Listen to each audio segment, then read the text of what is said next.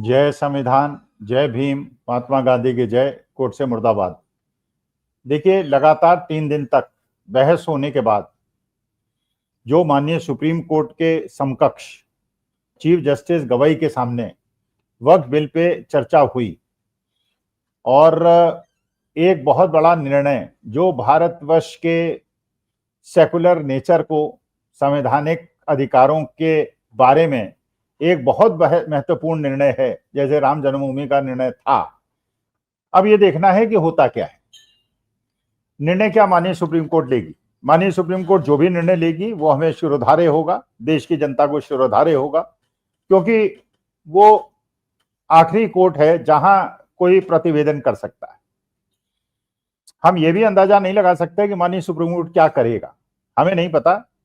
संविधान के अनुरूप क्या होगा, देश हित में क्या होगा, जनहित में क्या होगा, और हम ये माननीय सुप्रीम कोर्ट पे छोड़ते हैं और देश के लिए उचित है कि छोड़े, जो भी निर्णय होगा उसे मान्य करेंगे हम। लेकिन ये जरूर हम लोग देखना चाहेंगे कि क्या विकल्प हैं, सुप्रीम कोर्ट क्या क्या कर सकता है।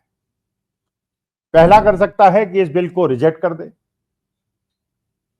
दूसरा यह है कि बिल को एक्सेप्ट कर ले, और तीसरा यह है कि जो जस्टिस खन्ना ने कहा था कि जिन प्रावधानों को उन्होंने अबेयंस में डाला था और बाकी कानून पे रोक नहीं लगाई थी वो कर दें।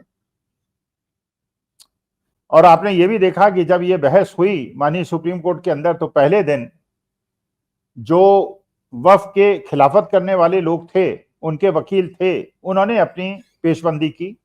कपिल सिब्बल साहब ने, अभिषेक मनु सिंघवी ने, राजीव धवन ने, पहला पूरा दिन उनको मिला। दूसरा पूरा दिन मिला जो बिल के समर्थन में थे, सॉलिसिटर जनरल साहब को मिला, तुषार मेहता साहब को मिला। और तीसरे दिन फिर पहले सरकारी पक्ष ने कहा, फिर विपक्ष ने कहा, और सुप्रीम कोर्ट ने अपने आदेश को सुरक्षित रख लिया। सुप्रीम कोर्ट जो भी निर्णय लेगी वो लेगी, हम कोई अपना मत नहीं देना चाह रहे क्या निर्णय उसको लेना चाहिए, हम ये नहीं कह रहे। हम केवल ये कह रहे हैं कि जो भी निर्णय लेगी उसके रिपरकशन हम लोगों के हिसाब से क्या हो सकते हैं। जैसे राम जन्मभूमि ट्रस्ट पे निर्णय हुआ और सुप्रीम कोर्ट ने निर्णय लिया, जो निर्णय था वो टाइटल डीड का था, और ये सुप्रीम कोर्ट ने कहा था कि हम टाइटल को देखेंगे, बाकी हमें धार्मिक मुद्दों से कोई लेना देना नहीं है। और ये भी एक डिस्प्यूट था कि क्या मंदिर को तोड़ के मस्जिद बनाई गई थी और क्या वो राम जन्मभूमि है। लेकिन जब सुप्रीम कोर्ट ने कहा कि इसका कोई प्रत्यक्ष प्रमाण नहीं मिलता कि वहां पे मंदिर को तोड़ के मस्जिद बनाई गई, लेकिन क्योंकि ये मसला पूरे हिंदू जो 85% है भारतवर्ष के अंदर, उनकी भावनाओं से जुड़ा हुआ है और वो मानते हैं कि वो राम जन्मभूमि की जगह है, तो हाईकोर्ट के एड्रेस जो निर्णय था जिसमें 1/3 तीनों लोगों को दे दिया गया था, मुसलमान पक्ष को, हिंदू पक्ष को और निर्मोही अखाड़ा को, उसको ओवररूल करते हुए वो सब उन्होंने हिंदू ट्रस्ट को दे दिया और मुसलमानों के लिए अलग एक मस्जिद बनाने के लिए एकड़ जमीन सरकार को देने के लिए कहा। और वो राष्ट्रहित में था, जनहित में था, उससे देश के अंदर शांति बनी रही और देश मजबूत हुआ। जो अल्पसंख्यक थे देश के, जो उसमें वादी प्रतिवादी थे, उन्होंने भी उसमें कोई आपत्ति नहीं की। देश में कहीं किसी प्रकार की कोई घटना नहीं घटी, क्योंकि वो राष्ट्रहित में था, संवैधानिक था, कानूनी पक्ष क्या था वो एक अलग मुद्दा है, लेकिन राष्ट्रहित में था। इसी प्रकार से 3 निर्णय ले सकती है माननीय सुप्रीम कोर्ट। पहला निर्णय ले ले कि इस कानून को रद्द कर दे। अगर इस कानून को रद्द कर देगी तो मानी बात है कि एक पक्ष बहुत ज्यादा खुश हो जाएगा और एक पक्ष बहुत ज्यादा खुश नहीं होगा। पक्ष कौन सा खुश होगा इससे? वो पक्ष खुश होगा जो कि ये मानता है कि भारतवर्ष के अंदर केवल मेजॉरिटी हिंदुओं के अधिकार नहीं है, उसी प्रकार के समान अधिकार अल्पसंख्यकों के भी हैं, चाहे वो मुसलमान हो, चाहे सिख हो, चाहे ईसाई हो, आदिवासी हो या कोई भी हो। माइनॉरिटीज अधिकार भी उतने ही हैं जितने मेजॉरिटियों के अधिकार हैं।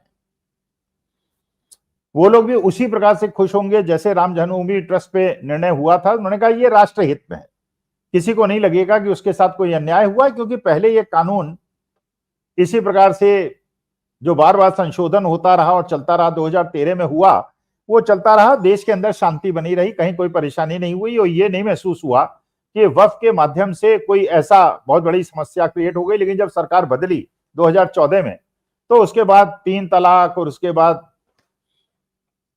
सीए एनआरसी और उसके बाद नजूल का बिल उत्तर प्रदेश के अंदर और अब ये वफ का, तो इसका मतलब ये है कि कुछ ऐसा लग रहा है कि वो 80-20 का खेल है, बटेंगे तो कटेंगे का खेल है।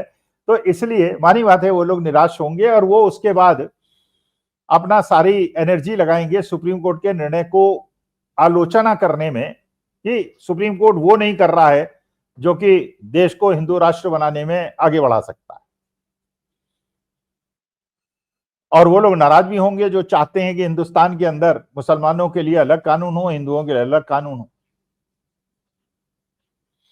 अगर ये कानून बन गया तो बड़ी बात है कि देश के अंदर यह महसूस होगा कि राम जन्मभूमि ट्रस्ट में अल्पसंख्यकों ने कोई प्रश्न नहीं उठाया तो उनके धार्मिक मसलों में क्यों हस्तक्षेप किया जा रहा है।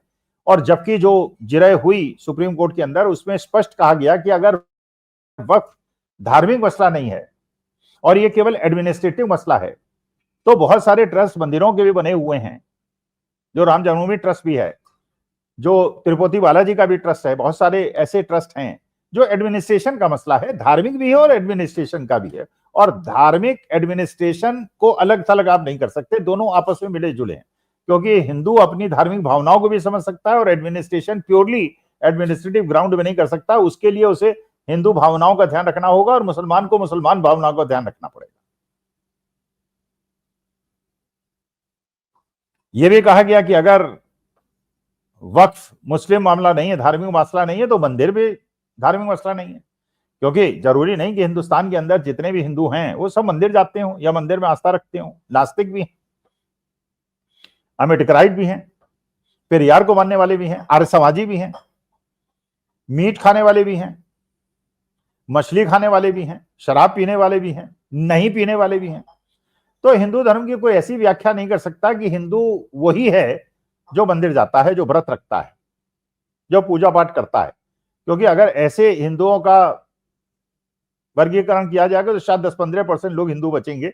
शराब पीने वाले, मुर्गा खाने वाले, जैसे ऋषि सुनक जो प्रधानमंत्री थे ब्रिटेन के, वो सनातनी कहते हैं, पूजा पाठी हैं, लेकिन बीफ खाते हैं। नॉर्थ ईस्ट के अंदर, केरला के अंदर बीफ खाते हैं, हिंदू भी खाते हैं। बंगाल के अंदर, बिहार के अंदर मछली खाते हैं। कश्मीर के अंदर हिंदू ब्राह्मण जो हैं वो नॉनवेज खाते हैं, कुछ खाते हैं कुछ नहीं खाते हैं, कुछ पूजा करते हैं कुछ नहीं करते, कोई व्रत रखते हैं कुछ नहीं रखते हैं, कोई पूजा में विश्वास करते हैं कुछ नहीं करते हैं, लेकिन हिंदू हैं। तो प्रैक्टिसिंग हिंदू की क्या डेफिनेशन होगी, प्रैक्टिसिंग मुसलमान की क्या डेफिनेशन होगी, प्रैक्टिसिंग सिख की क्या डेफिनेशन होगी, जो केश कड़ा और कृपाल नहीं रखेगा वो क्या सिख नहीं होगा। मतलब बड़ा एक धार्मिक मसलों में हस्तक्षेप हो जाएगा। इस समय देश को एकता की आवश्यकता है।